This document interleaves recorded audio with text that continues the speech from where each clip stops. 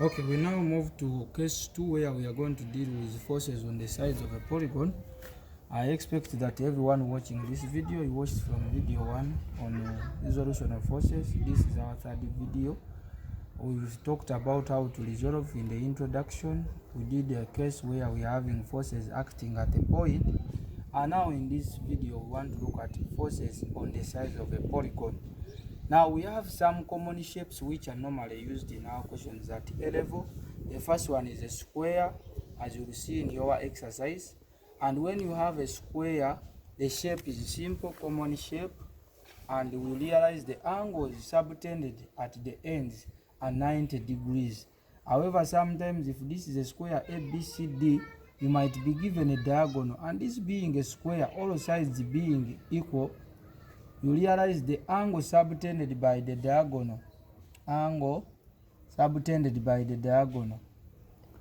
by SC will simply be 45 degrees because all sides are equal.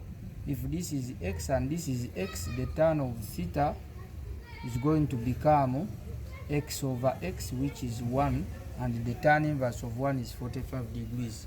When we move to a rectangle, our rectangle, we shall have a shape maybe ABCD, and if this is our shape ABCD, the angle subtended at the ends is 90 degrees. However, if I have a diagonal like a DB, and this is my angle theta, if this rectangle is measuring A by B meters, maybe A meters by B meters, you realize my tan of theta, if this is the angle theta, is going to be, remember for rectangle, two opposite sides are equal, tan of theta is going to be B all over A, and therefore angle subtended by our AB, by DB, to the horizontal is going to be theta, which is the tan inverse of the width all over the length. Then triangle, normally we consider the isosceles triangle, the equilateral triangle where all sides are equal and the angle inside will be 60. In special cases, angles are given. So the angles are 60 and then you resolve each force. Then you have these regular forces which are given. For example, the hexagon, which we all know an hexagon has 6 sides. We shall have an hexagon, a pentagon like that, and then we shall have our hexagon which looks like this.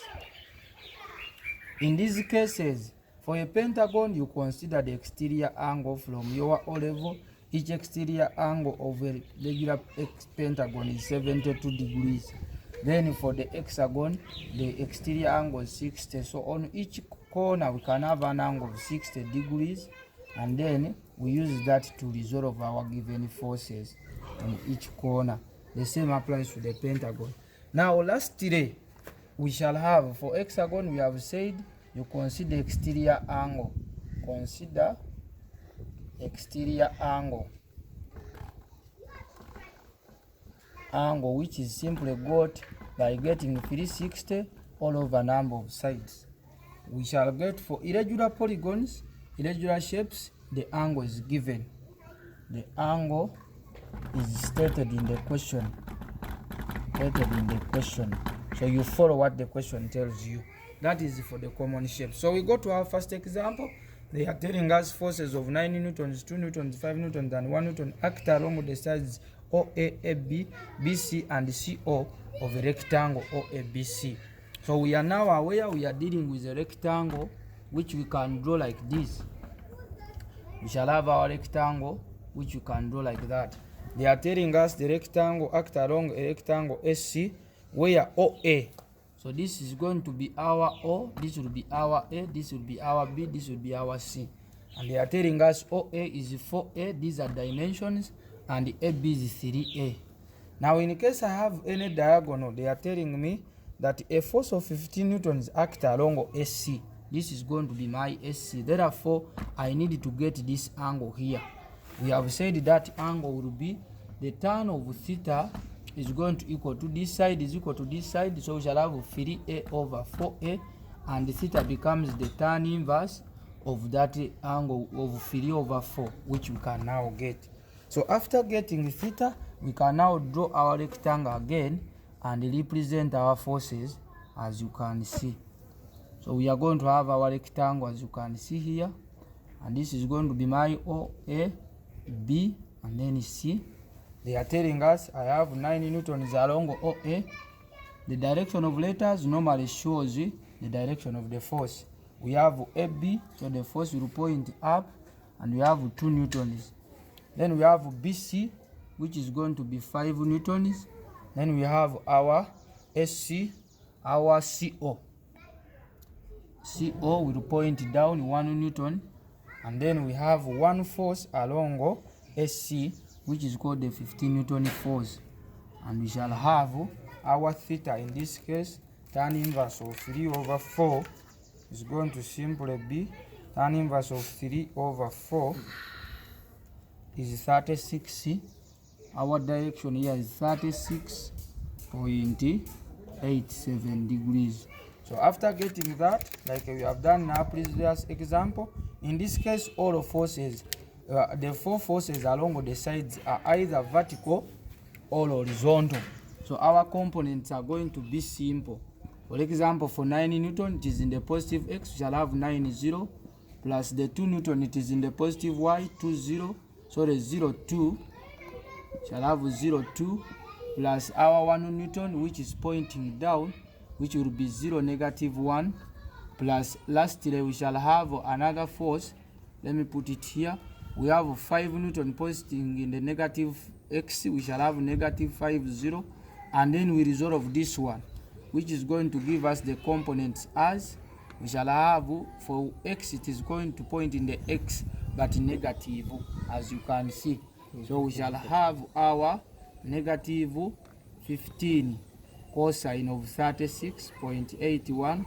Then we shall have our positive. So our resultant now, when you place your calculator, will give you negative 7.99998 and then 12.99998. That is for the x and the resultant in x and resultant in y, which we can approximate to negative 8 and 13. So the magnitude now, our magnitude of R will simply be the square root of negative 8 squared plus 13 squared, which gives us, we have 8 squared plus 13 squared, and then root, and we get 15.2643 newtons. We said to get the direction, you follow these arrows. In this case, we have a negative x again, shall come in the negative x direction. Then you have a positive y, which will move up. So the negative and positive is indicated using the direction. So our resultant is going to be here, and our angle we are looking for will be theta. This is going to be 8 and then 13. The tan of theta will equal to 13 out of 8, and the theta simply become, we have 13 divided by 8, shift, our tan gives us theta to be 58.39. And I said, if you want to use, you can simply say, therefore the resultant is, you look at, I simply prefer bearing. If I'm having this west and then this is north, I'm going to say the resultant is 15.2643 newtons in the direction. Our direction is, we are moving from west, 58.39 degrees north. Pause. So in example 2, we want to look at an hexagon. We are having forces of magnitude 2 newtons, 4 newtons, and 3 newtons, and 1 newton, acting on a particle in a direction parallel to the sides AB, BC, C, and DE of a regular hexagon. Find the magnitude and direction of their resultant. We are saying, in case you have these polygons, you remember we are going to have our polygon, for example in this case our hexagon, which is going to be given as the shape below. Regular means all sides are equal. That's what we are going to have. And then if I have my A, B, and then C, D, E, then we shall have our F here. So they are telling us we have a force of 2 newtons along AB. So we shall have 2 newtons here. BC, we have 4 newtons. And then we have our 3 newtons acting on CD. And then lastly, we have 1 newton acting on DE, 1 newton. Now for a regular polygon, to get the size of the angle, exterior angle, being regular, we shall have all sides being equal, and we need an angle to use to resolve some of these forces. But what do we know? That the exterior angle of any polygon is given by 360 divided by the number of sides. So in this case, we shall have 360 over 6, giving us 60 degrees. So if for this one, we shall have 60 here. And then we expect this angle, in case I put a parallel thing here, a line parallel to this horizontal, that means the angle here will be the same as the angle here, 60. And similarly, the angle, if this is also 60, the angle here will also be 60. So we use that one to resolve our force. Similarly, the angle out here will become 60. So from there, after knowing our angles, our resultant can be got. We consider one force at a time. 2 newton is in the positive x. We shall have 2, 0 is along the horizontal. 4 newton we resolve. We shall have our 4 cosine of 60. It is positive. Then we shall have our 4 sine of 60, which is also positive. Plus, we shall have our 3 newtons. When we resolve the 3 newtons, the horizontal component will point in the negative x, which will be negative 3 cos of 60. And then we shall also have our vertical being 3 pointing in the positive sine 60. Lastly, our 1 newton is pointing in the negative x, negative 1 is 0. You simply have to use a calculator there, and then you will have 1.5 and then 6.0622. The magnitude of the resultant now becomes the square root of 1.5 squared plus 6.0622 squared, which gives us our final answer 6.2488 newtons. From there, the direction in this case, both are positive. So I have resultant x, resultant y, both being positive. And then if you try to draw your triangle, we said you follow x is positive and then also y is positive. So from there, my resultant will be that force. This is 1.5 and then this is 6.0622. The angle being theta, my tan of theta is going to be 6.0622 all over 1.5.